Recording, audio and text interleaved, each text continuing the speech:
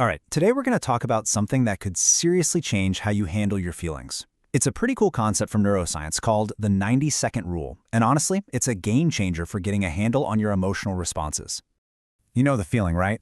Somebody says something that just gets under your skin, or you start stressing about a deadline, and that feeling, it just hits you. And then it sticks around. It's like you're trapped, replaying that moment over and over, and the feeling just won't fade for minutes, sometimes hours, or even the whole day. Well, it turns out there's a reason we get stuck like that. We get caught in what's called an emotional loop. But here's the kicker. It's usually not the emotion itself that keeps us trapped. Nope, it's the story we tell ourselves about it. The thoughts we keep looping in our head that just pour more fuel on the fire. And this is what's happening inside your body. Your thoughts can actually kickstart your body's chemical stress response all over again. So you think about what ticked you off and bam! Your brain dumps another batch of stress chemicals into your system and you feel that physical reaction all over again. It's a cycle. And, we're the ones keeping it going with our own thoughts. But hang on a second. What if all those hours of fuming or that anxiety that just hangs around, what if that was all optional? What if the pure physical, chemical life of an emotion in your body was actually super, super short? 90 seconds. That's it. A minute and a half. That's the actual physiological lifespan of an emotional response.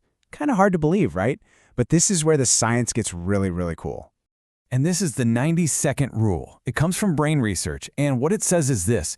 When something triggers an emotion, that flood of chemicals that rushes through your body, the stuff that makes your heart pound or your face get hot, it runs its full course and gets washed out of your bloodstream in about 90 seconds.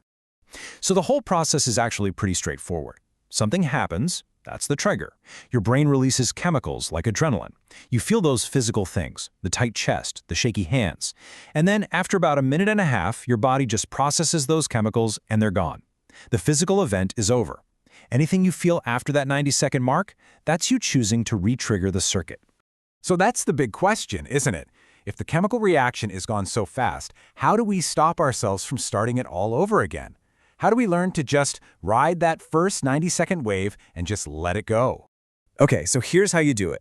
It's basically a four-step process. First, you just have to notice the feeling as it starts. Acknowledge it. Okay, anger is here. Second, mentally, just start a 90-second clock. Third, and this is so important, just observe the purely physical feelings. Is your stomach in a knot? Are your shoulders tense? Just get curious about it. Don't judge it.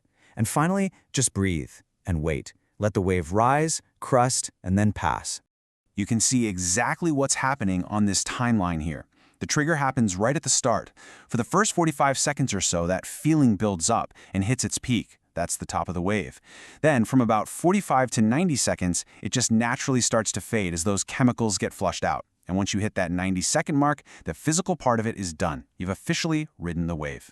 So what this all comes down to is that you have a choice. In that moment, you can either re-engage with the story, "I can't believe they did that to me," which just re-triggers all those chemicals and keeps you stuck, or you can choose to just observe the physical feeling, let the chemicals wash away, and be free of it in literally 90 seconds.